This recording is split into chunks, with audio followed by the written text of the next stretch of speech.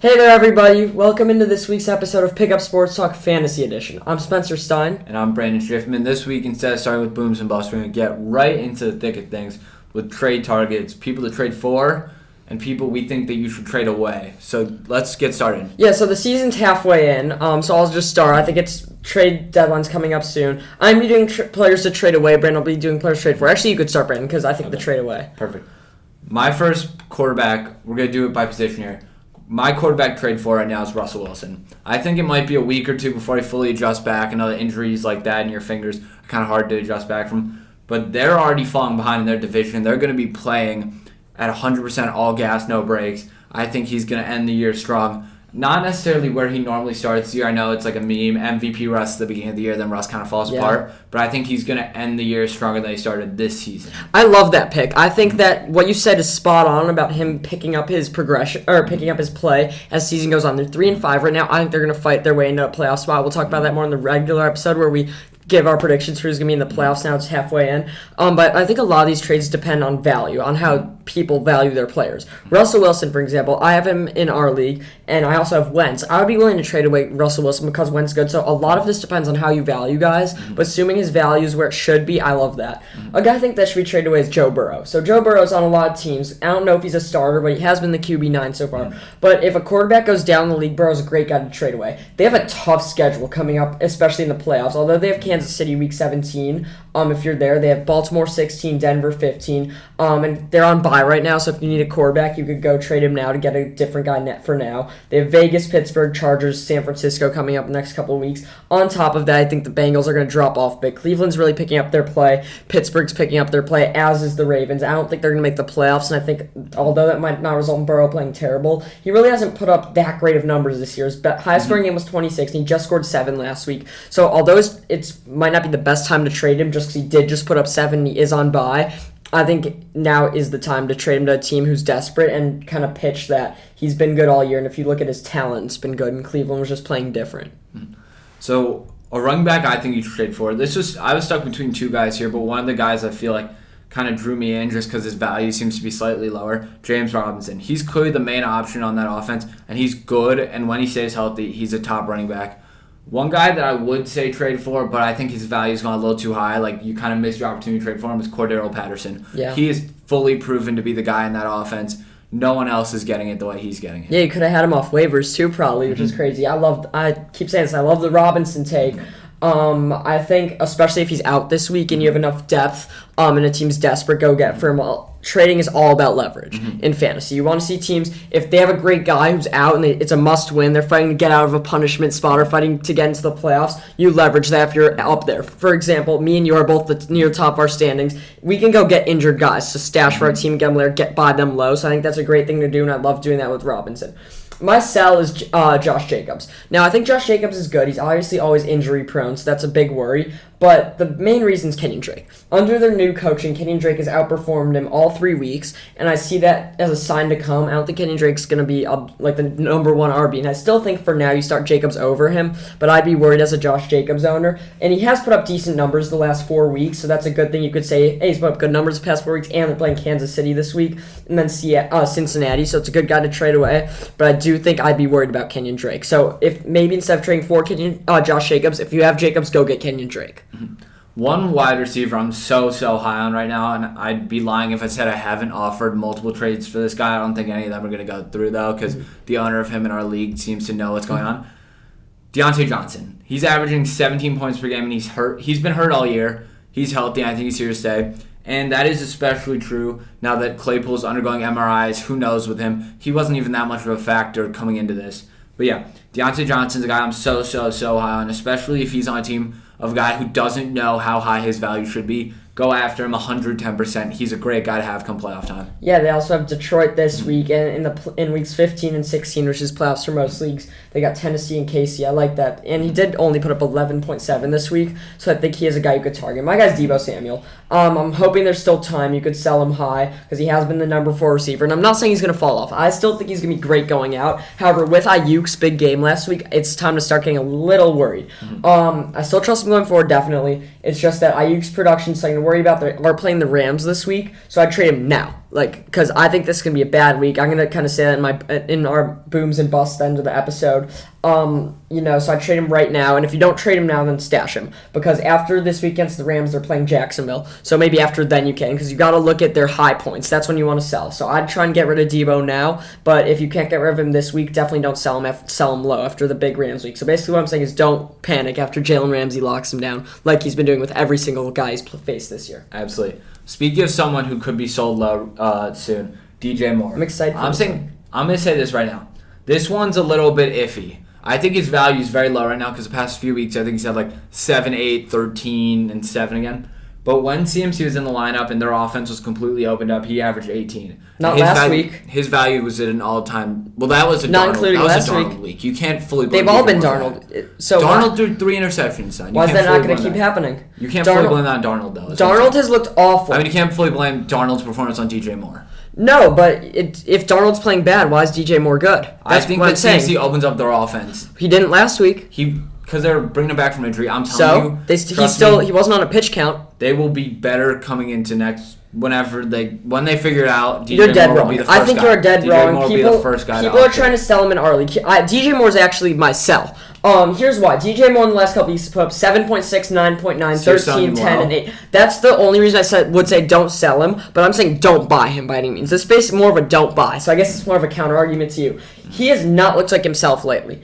And Sam Darnold is going to be injured for a few weeks. I love P.J. Walker. I'm a huge P.J. Walker fan. I watched him before the NFL. However, he's not known for his arm. I can tell you that much. And usually backup guys don't come in and have instant chemistry with DJ Moore. And when he played the last couple years, last year specifically, when Teddy Bridgewater was out, he had a much better connection with Robbie Anderson. I still don't like Robbie Anderson, but that's another factor towards DJ Moore. He has not revved up since week 5 at all. And although McCaffrey would be a good thing to open up their offense, I think that just means McCaffrey's going to keep getting those touches.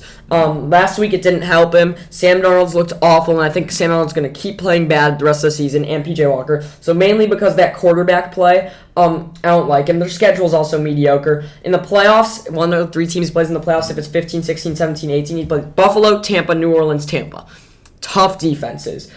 They also have Arizona this week, who's been good, Washington in 2 weeks, and a bye still coming up. I don't like DJ Moore. I wouldn't necessarily say sell him definitely, because it is a low sell, but if you can get a good price for him, I'd say get rid of him, because I don't like him from here on out. But you're agreeing his value is at an all-time low right now, so if you're really desperate... Not an all-time low. I'd say it's at an all-time low. I still think people, because name value, would still buy him. I know you would pay a good price for him, given that you just said he was your buy, so I would say don't just try to get him away for anything, but if you can get good return, I don't like him from here on out. That's what I'm saying. I don't like DJ Moore from here on out. Mm-hmm. I don't like Robbie either, though, just to clarify.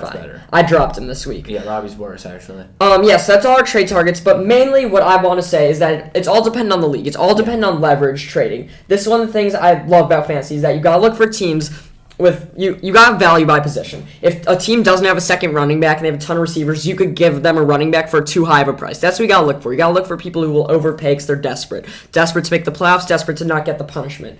Desperate because they have injuries. That's what we gotta look for in trades. So it's not necessarily all about these guys we have both talked about, but it's a lot about the leverage. Mm-hmm. Yeah, absolutely. I think that it just really depends on who has these guys in your leagues, what they know, who they value, things like that. It's all about who the best teams are, who the worst teams are, and almost that like power dynamic. My last piece of advice, don't value kickers and defenses. I know a couple of years ago, there was a lot of trading with defenses. Kickers, stream them. That's what I've been doing all year. Let's move on to our booms and busts of last week. Brandon, you want to lead off with the quarterbacks? Yeah, so just quickly go over quarterbacks. Justin Herbert with 31. Lamar had 30. Those two were playing in the same game. Huge weeks out of both of them. Matt Ryan, 28. And Josh Johnson, the Jets' third stringer at 24. I just want to say I did tweet about that mid-game. That was super funny to me. But yeah, somehow the Jets have 2 quarterbacks who have performed better than Zach Wilson fantasy. And Mike White's starting this week. I don't like that they're playing Buffalo. Look for a big week from Michael Carter. Just saying. Matt Ryan's still a waiver guy. Lamar and Herbert, they're to be trusted. Let's just say that. Let's move on to the running backs.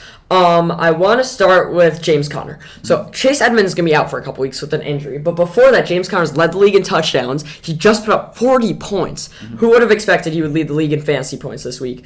And he's also looked like the better running back. How much do you expect his play to improve with Edmonds out now? And what's his role when Edmonds comes back? So his role when Edmonds comes back really depends on how he plays right now. I'm not saying that he's unproven. He's fully proven. But but it really just depends on how Edmonds looks in his recovery, because I know that they're probably still going to prioritize Edmonds over Connor, and I don't think they fully should. I think Connor's proven to be the better back this year. I disagree. I don't think they're going to value Edmonds over Connor. What reason do they have to show that? James Conner just played incredibly with Edmonds out. In Pittsburgh, he looked great his first couple years. He just hit a snag, and it looks like that was happening with all Pittsburgh running backs, even though it's not happening this year with Najee. He's obviously still going to get the red zone carries when Edmonds gets back, but I still think he's going to start getting some more third down, first down carries. I think Edmonds, the passing back, when he comes back, it's time to start devaluing him and trying to get James Conner. James Conner, though, while Edmonds is out, is going to have better production because he will get all those carries midfield, not just in the red zone, but his big thing is the touchdowns. He's going to keep getting those touchdowns. He's great until Edmonds comes back, and even when Edmonds comes back, I'd still say he's a borderline starter. Yep. Next guy, Jonathan Taylor, had 34. Would you say he's the best running back in fantasy right now? Preseason, I was saying he's my surprise to finish top 3, and I think there's a category of the top 4 running backs. I think it's Jonathan Taylor, Ezekiel Elliott, Alvin Kamara, and Austin Eckler. It's starting to seem to me like Zeke, even though I've been high on him all year, is the definite 4. He's been consistent. Ever since week 1, he's put up north of 11, but the past 2 weeks, he's put up 12 and 11. He's still Mr. Consistent. He's got an easy schedule. He's my 4. Then it comes down to Eckler, Kamara, and JT. I'd honestly put them all tied up there. Yep. Kamara's more consistent. He's the pass catcher, but I'm a little worried about how he's going to do with Trevor Siemian there. JT has been the most consistent. He has the best O-line, and he's starting to get the red zone. So if I had to choose, I would put him as my number 1, but it's more of a tier to me. I like what you said about there being a tier. He's definitely in that tier. I think, like you said, it's a couple guys. I'd say Zeke's right there with them, maybe not quite at the top 3. I think he's the definite 4, and then put Najee as my 5. Yeah, I think Najee, you could argue, is in that tier too, because he's just been stupendous all year.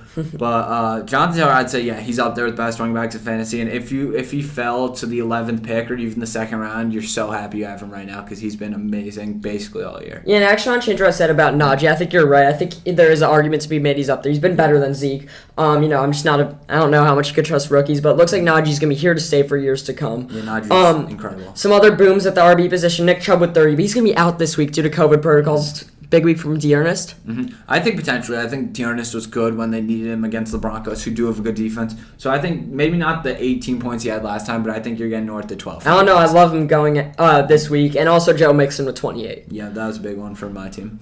Some receivers. Let's go to receivers. Elijah Moore on Thursday night put up 27, and that was with John Johnson. Do you think this is a sign of good things to come? I'm not quite sure about that. I know that when he got drafted, it seemed like every good receiver in the league said, he's that guy, trust me, he'll pan out. He's a good Ole Miss receiver. Those guys tend to do well. But he still is the third wide receiver on that team. You still have Corey Davis and Jameson Crowder. I don't know. In some order, in some variation. I disagree. I think I wouldn't trust him from here on out. I'd get him on your roster. I wouldn't play him. But I would argue that he might be a better receiver or in that better tier than Crowder. Crowder's been hurt all year. He hasn't developed any chemistry.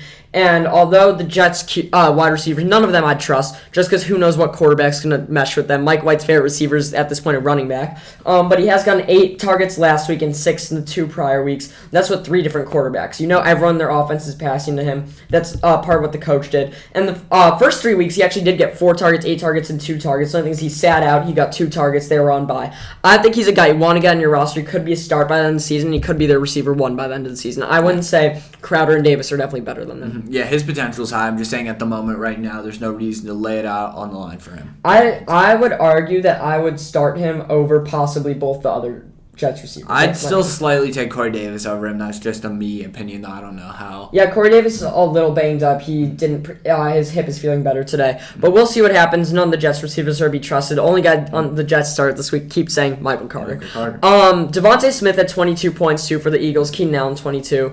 We both like Keenan Allen a lot going from here on out. Absolutely. And if you need to hear what we have to say about Mike Williams, there's a clip about that that we have. Let's get to some tight ends. Our least favorite fantasy position, basically. I think it's safe to say at this point. Yeah, there's one guy you could trust, Travis Kelce. He did have 17 this week. Mm-hmm. But let's start with the leading tight end of the week. Pat Freiermuth, I know I'm saying that correctly, or at least I hope I am, had 21 points. Is he that guy? Is he someone to trust? I like him. Roethlisberger targeted him in the end zone a lot, both times, and he was getting decent receptions. I think he's more of a red zone guy. Not quite the tier you want to start, but he's a rookie. When you see rookie tight ends doing this, it's a good sign of good things to come. I think going forward in the coming years, he's going to be good. Obviously, though, who knows what's going to happen when Roethlisberger's gone. He performed at Notre Dame. We know he has that talent. So I think he could replicate that in the NFL, and if you need a guy to start, he's good enough. I honestly like him a lot going forward. Mm-hmm. Yeah, he's definitely a guy I'm high on. I'd say he is in that top tier tight end. Not like top tier. Top like 12 tight ends, like a fantasy tight end. I disagree. He's startable. You don't think he's a top 12 tight end? I don't. Okay. He's a top 12. Do you need me to go through and name 12 tight ends better? Travis Kelce, Darren Waller, Kyle Pitts, George Kittle, Mark Andrews, TJ Hawkinson, Mike Gesicki, Dawson Knox, Noah Fant, Dallas Goedert, Dalton Schultz. I'd say he's right there. He's not there. Dalton Schultz is 11. There's clear 11. I would say he's right there at 12 with Dan Arnold, Tyler Higbee, and Logan Thomas is coming off injury. That's true. Plus Conklin has been good this year. Conklin's been inconsistent though. Freiermuth's had 2 good games. That's true. So saying he's in that top 12 tier is an overstatement. I'd say he's inching into there. I'd personally put him there. If I picked him out this week and for some reason didn't have a guy better than him to start, I'd definitely. I also am really liking where Evan Ingram's going. I don't want to give away my secrets because I'm planning on starting him, getting him when Kelsey's on bye. I don't like him a lot. But he did have 12 this week and 10 the 2 previous weeks. He's getting targets. Freiermuth has much higher boom. I probably still like Freiermuth over him just because when you get a tight end, you don't want a guy who's just going to get either 3 or 10. But he's gotten more consistent targets since he's gotten more healthy, and he's good enough to put up there. So I wouldn't say, I think it's a stretch to say Freiermuth is in that tier, but I think he's going to be good in the future going forward because he is still a rookie. Mm-hmm. Yeah, fair. The next tight end I want to talk about, George Kittle at 20. Ooh. Was he not expecting that? I wasn't either. I thought he was going to inch back into their lineup, but is he back for good? Is this him being back? I think he's nearly back for good. I think he's still going to have some poor weeks. I don't like him against the Rams this week. I tend to not like anyone against the Rams. And I honestly don't think it's going to be now, okay, he scored 20 this week. It's George Kittle time. He's going to score 20, 20, 20, 20. Absolutely. I still think he's a tight end. You know, the tight ends aren't consistent like that. However, I do think we're going to see more weeks like this going forward with these 20 points. They have a very easy schedule after this week against the Rams, so I think we're going to see this happen from Kittle again. He's a must start. He's nearly back to himself. He's still top 5 tight end. I still think this week he's going to have 20 again, and I still think there's going to be weeks where he pulls a tight end bus. That's not because Kittle, it's because he's a tight end. That's all I'm going to say. I feel like we have the same opinion on all these guys. On any week, they could score 3. Mm-hmm. Yeah, absolutely. I'd say he's just about back. My one thing, though, is don't expect his ceiling to be too high. I know it's like kind of like a tight end thing, like we said. Tight ends don't tend to have high ceilings. You occasionally probably have like a Kelsey 40-point game here and there. But a tight end ceiling should not be looked at anywhere near a wide receiver ceiling, even of the best in the positions. I said it last week, I'm going to say it again. They're trending towards the defense kicker tier. Yeah. I hate to say it, but that's where it's headed. That's why I think Kelsey's so valuable. Let's move to our bus. I talked a lot about Joe Burrow. Let me ask you about him. Do you think he's going to bounce back after the bye? I think he could. I still think that he has great receiver options, and Mixon in any given week could get a passing touchdown. So I think he's fine. I'm not necessarily as high on him as I was, but he's still definitely a guy I say is startable and definitely rosterable. Yeah, I agree. I think he's definitely rosterable. Mm-hmm. I'm just saying I don't love his value that much, but what people need to remember is he is the number 1 pick. It's like people weren't expecting him to be good this year. He's a good player. I don't love him in fantasy, though. Josh Allen had 9, so let me ask you this question.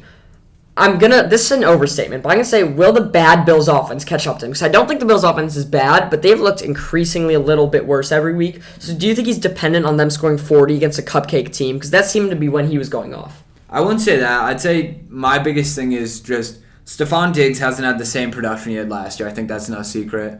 And his game, believe it or not, Allen, I'm saying, is somewhat dependent on some rushing touchdowns. Those rushing touchdowns, I know it's only 2 extra points versus a passing one, but those come in huge. And I know last year he had a couple games with multiple rushing touchdowns. That's big. I'm saying that the Bills' offense's poor production is catching up to him, but I don't think it's anything to panic about yet. He's still one of the top fantasy quarterbacks. And I think he has the highest ceiling of fantasy quarterbacks, or nearly. The 2 weeks he's scored the most have been weeks where he had rushing touchdowns.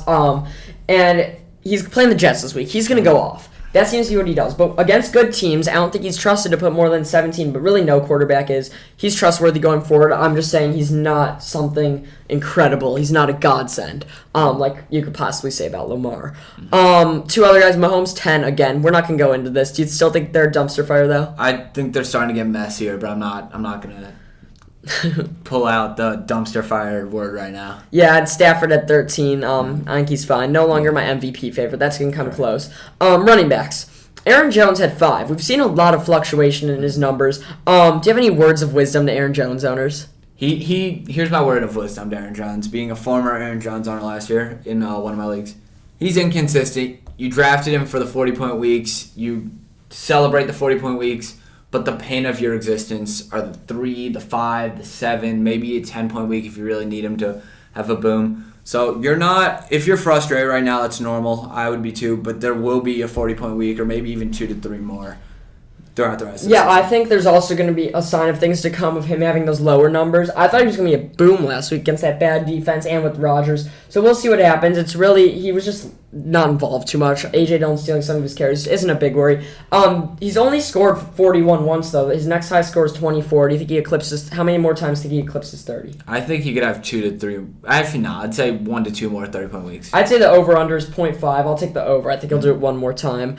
Some other big names. Darrell Henderson only had 8. Are you worried at all that he's going to revert to his old self, or was it an outlier? I think he had a bad week 3 weeks ago, maybe. Mm-hmm. That I could be wrong about that. Can you track on that? Yeah, 3 weeks ago. 3 weeks ago he had a bad week. Then he had a great week. I don't think it's an outlier by any means, but I also don't think it's a trend. I think he'll kind of stick around that 17-point mark, and sometimes he goes a little bit under, sometimes he goes a little bit over, sometimes he goes a lot under, sometimes he goes a lot over. It just really depends on him. But I'd say you're safe around. I don't think he'll ever go under 8 for the rest of the year.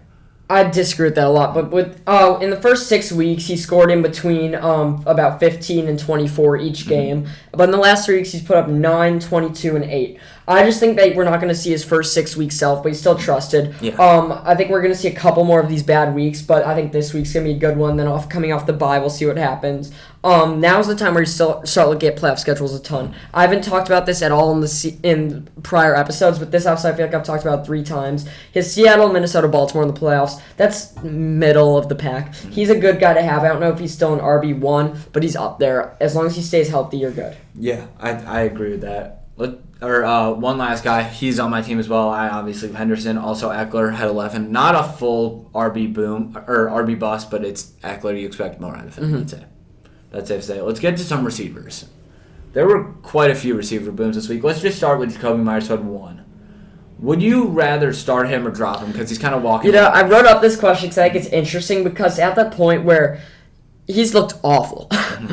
But you never know in this Patriots offense. My thinking is that Mac Jones doesn't have a great connection with him. So if I had to choose between starting him and dropping him, I guess I'd lean towards dropping him. If you have a ton of guys on bye, it's not like if there's a guy on waivers better than him. If you have an Elijah Moore on waivers, go get him. But this isn't a real dilemma people face. This is kind of just me over-exaggerating things. But I just think he's not a guy you want in your starting lineup at all. And it's starting to get to the point where stashing these guys who we think have potential is getting less and less valuable. Just as the season goes on. As the season goes on. So I think he's shown promise. He still has no career touchdowns somehow.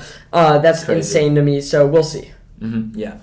Some other wide receiver guys that busted this week. Cortland Sutton with 3, CeeDee Lamb with 4. Tyreek Hill seems to come on and off this list every other week with 7, and Jamar Chase had 8. Jamar Chase, I quickly want to say, not too much to worry about. Bad Burrow week, bad Jamar Chase week. That's what happens when Mixon carries the load for that offense. Yeah, and I also think Tyreek Hill's the one guy I start getting worried about the Chiefs. We've said all season he's one of those boomer bust guys. I think the Chiefs being bad mostly affects him. I think Kelsey's still going to have his numbers. Mahomes looked awful, but I think he can bounce back. It's all about Tyreek Hill. It seems like if they win, he'll put up 30. If they lose, he'll put up 10. Yeah, and Tyreek Hill, I think, is still wide receiver 4. Honestly, I might say, you could call me crazy for this is the worst wide receiver 4 fantasy season of all time, just because I feel like it gets so carried by that 47-point week. Oh, yeah. It was. Well, if you judge by that, then yes, he's been the second receiver so far. Second.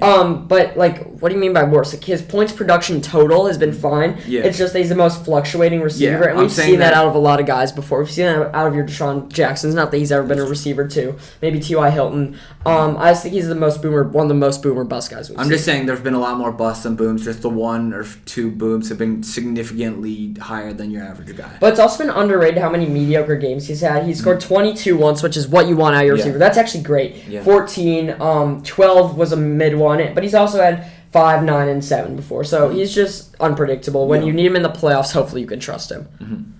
So that's it for bust, because there weren't really any tight ends that jumped off the page, because It's at the point where every tight end can be a bust, except for Kelsey. It's at the point where really the only busts we're going to talk about are if guys put up 0 or if Kelsey, Waller, or Kittle put up under 5. Yeah, I like how you said that. So let's get to our predictions for booms and busts. Let's jump right in. You want to start? Yeah, sure, I can start. So, my boom is Matt Ryan against Dallas. He's coming off a good week. I think that Atlanta offense is going to start progressing in the right direction. I was worried about Ridley last week. Now I think it's not as much of an issue. I have Russell Gage. Sadly, I have to start him this week with buys. So I think he's going to have a big week against Dallas. That's been a bad defense. However, Dallas is going to bounce back team-wise after that loss against Denver. And I want to throw in a bonus boom. I know this isn't allowed, but P.J. Walker against Arizona. I don't like Arizona, but I love P.J. Walker. He's a good runner. He's a decent passer. I don't think this is going to be good for the Panthers offense overall. I think P.J. Walker can perform. I don't think he's a guy you want on your lineup, but the fact that he's projected 12.8 in ESPN leagues is crazy to me. Mm-hmm. My quarterback boom, Kirk Cousins versus the Chargers. I think that they have one of their huge offensive weeks, and I think that as long as Dalvin Cook doesn't eat up all their offensive red zone plays, I think Kirk Cousins is safe to say he'll have a big week this week. Yeah, I could see that. My bust is Russell Wilson versus Green Bay. He's on my team. He was the guy I loved going into the season. I'm starting Wentz over him this week. This is because Russell Wilson's coming off an injury. Who knows how good he's going to be, and that Green Bay defense is good. Yeah, and Green Bay defense. They've looked really good. They held the Chiefs 13 last week. It's in Green Bay. I don't love him. I also don't love Chris Carson. I'll talk about that later. I'm starting Wentz against Jacksonville over him 9 times out of 10 this week. But we'll see. This is a big week to see what's to come, and I would trade for him. But this is a thing where when you're trading for guys, not to go back to that, you want to predict how they're going to do. You could say, okay, if a team's playing the Rams this week and I think they're going to do bad, I'll wait a week to trade. Yeah. And I think that's a situation with Russ if you think he's going to have a bad week. Maybe you don't want to risk it. Maybe he has a huge week and then his value skyrockets. Mm-hmm. Yeah, it's really all about timing with that. Mm-hmm. My quarterback bust of the week, Jalen Hurts versus Denver. I know he had an 11-point game like a couple weeks ago. I think that you'll see something like that again versus that Denver defense, which has been very good. Yeah, so I have a really bad boom for running back because I don't think he's going to play. I have Darrell Williams. He's going to play, but it's looking like Edwards-Helaire is progressing back to playing. If Edwards-Helaire plays, he's our bust. We hate Edwards-Helaire at Pickup Sports Talk. Not as a person, by the way, just a player. Seems like a nice guy. But if he seems like a nice guy, of course. But if he sits out, Darrell Williams, I think only had 10 last week. He might be, people are expecting him to play poorly, but I think they're going to tear up Vegas. Maybe not their offense, but I think he's going to get back and have a touchdown. If he has a touchdown, he has a big week. However, I do think Edwards-Helaire will play, so it's kind of a bad one. But if Edwards-Helaire's out, start Williams. Mm-hmm. I like that. My running back boom of the week has to be Gaskin versus Baltimore. I swore I wasn't going to try to predict Gaskin's booms and busts anymore. I'm done. But you know what? Today, I'm predicting it. I think he'll have not the 30-point week he had, but he could go north of 22 against Baltimore. That's just my take. You know, he's a great guy to have him boom and bust because it seems like there's a 50-50 chance you get one of them right. I've quit with Gaskin. I've quit. Chris Carson looks like he's probably coming back this week, but it looked like 2 weeks ago he might not be back at all. I hate him this week. I don't even love his trade value going forward if you're pitching that he's coming back. We'll see. He did get a good amount of red zone carries when he was in, but he goes towards the contact. That's what we love about him. However, that's what gets him hurt, so I'm worried about him. And coming off injury, I don't like anyone in that Seahawks offense against Green Bay, including Lockett. However, I do think Lockett's will pick up when Russ gets into form, and I think the Seahawks are going to progress towards a playoff berth. Mm-hmm. My running back bust of the week, Kamara versus Tennessee. I'm in need a week of him proving to me that he can be good with whatever quarterback situation they throw at him before I can fully trust him. That's my take. I don't think it's a Kamara thing. I think it's a Saints thing. No, he scored 20 last week with Simeon. I thought they were bringing in Taysom Hill. That's what. We'll see, but either way, he's played with Taysom Hill in the past. Taysom Hill takes red zone carries. I didn't hear that. That's my fear. What? Taysom Hill takes red zone carries. That's my fear. Does not many. He's done it with Taysom Hill before, and Tennessee's defense is bad. I'm actually not a fan of that one. Let's move into receivers. Staying with that Chargers-Vikings game where you have Kirk Cousins as a boom, I have Mike Williams. I don't love Mike Williams going forward. However, he's still a guy who can boom on any given week, and I think this is his time. I might have said it last week too. I don't know, but I don't love Minnesota's defense lately, even though they looked good at the beginning of the season. Keenan Allen, he'll still have a good week, but I think this is the week Mike Williams gets 2 touchdowns again, puts him north of 35. Mm-hmm. My wide receiver boom of the week, Terry McLaurin. I almost said Terry Rozier. Terry McLaurin versus the Tampa Bay Buccaneers. Their secondary is still a little bit banged up. I expect him to have a big week coming off their bye. Yeah, they're both scary, Terry. Mine's Deebo Samuel. Bad week last week. Ayuk had a good one. Signal of things to come. I talked about trading him, and I think it could happen. You should do it after this week because I've alluded to this a ton. Rams defense is good. If Jalen Ramsey's on him, it's going to be a decent week for Ayuk. Bad for Deebo. Mm-hmm. My wide receiver bust, you had predicted Debo. I'm predicting Mike Evans versus Washington. I think Godwin has had a better year, and I think that it's close, but I think Godwin's going to continue to separate himself throughout the year. Yeah, this one I almost messed up with. Michael Pittman I had under a bust. That was an accident on my part because I think he's going to boom. Mm-hmm. He's been great the last few weeks, even though he wasn't great last week. I think he had 17. They're playing Jacksonville. Jacksonville's a sad team. They're not that good. He's going to be good. But another guy I had in this flex boom was Mark Andrews for a tight end. Big week against Miami. I see it coming. Mm-hmm. My flex boom of the week, and this is like weird. Like I think you're probably going to judge me for saying this.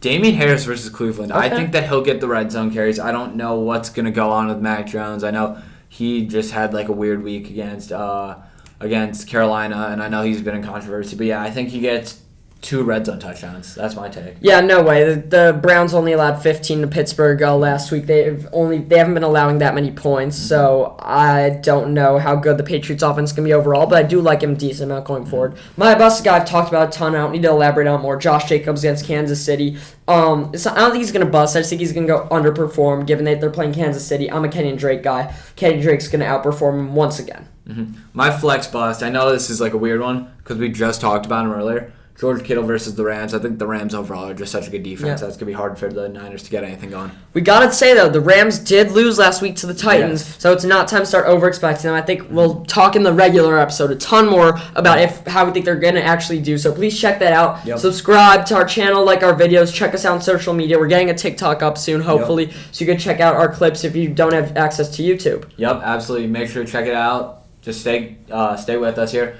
And make sure to check out our NCAA prediction episode. Yep. That's a special season starting. We're excited about that. Thank you for watching. Yeah, thanks.